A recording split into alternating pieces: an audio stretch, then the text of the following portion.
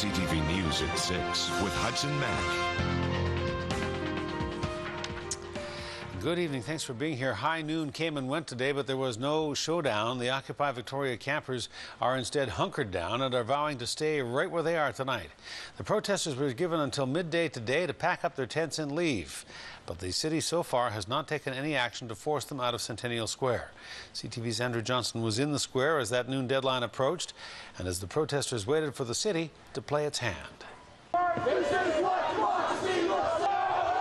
Arm in arm, the People's Assembly of Victoria celebrates its survival. A noontime deadline to pack up the tents has come and gone. Before noon, it was a little tense. We had no idea what to expect, and if the city was going to come in and take all our stuff. But the mood afterwards has been very jovial. Everyone's very excited. Minutes earlier, a group of protesters marched into City Hall to deliver an official response to their potential eviction into the hands of councillors. I'd like to see you put them in the mailboxes just so that we know that they've been delivered. I guarantee they'll go into them. Okay, but I would like to witness.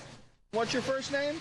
The movement has declared the city's eviction notice invalid and illegal, but there are signs protesters are taking the threat seriously. This morning they took down tents set up where the city is installing an outdoor skating rink in less than 2 weeks and say they're considering moving away from a permanent encampment toward flash occupations. We're organizing.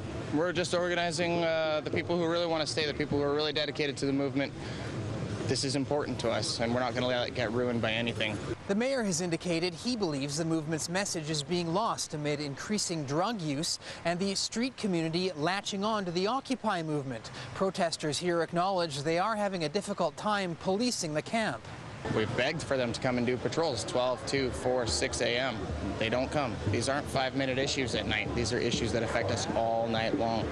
I do security here at night from 12 till 6 a.m. I'm bagged. I'm tired. There's only 6 of us. I'm not a security guard. I'm a landscaper. City Councillor Philippe Lucas says closing the camp won't solve homelessness and addiction issues in Victoria, and the city is asking for trouble. I think that the odds of this coming to a peaceful resolution without at least some folks ending up in a confrontation with our police has been greatly reduced due to the city's recent actions. One man is pledging to watch it all unfold from high above. Lyle Barrett, or Justin Peace as he'd like to be called, is living in this tree. He got out his climbing gear, hauled up hundreds of feet of rope, a tarp, sleeping bag, and built a hammock. I got pissed off at them sticking a notice and telling us we have to leave. I thought this was a democracy. Don't we all get to choose? Barrett says he has the rations to survive in the tree for 50 days and invites police to try to get him down. Andrew Johnson joins us now live. Andrew, that tree protest reminds some viewers, I'm sure, of Emily and Spider on the Red Wreck. You have been looking at some surveys today that show the public support for the movement is evaporating rather quickly. We're getting feedback from the protesters who feel they're not getting a fair shake in the media. What's the feeling you have had after being there for the past several days? What are you hearing? Well, Hudson, I think it's fair to say the majority of people we speak to here believe they are not getting a fair shake from the media.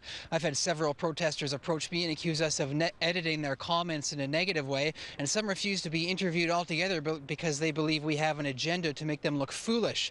I've also heard accusations the city is demonizing the protest through the media, and people have taken exception to the mayor's comments that a criminal element has taken hold here. Yet, as you saw in my story, some protesters have acknowledged those issues rather than refuted them.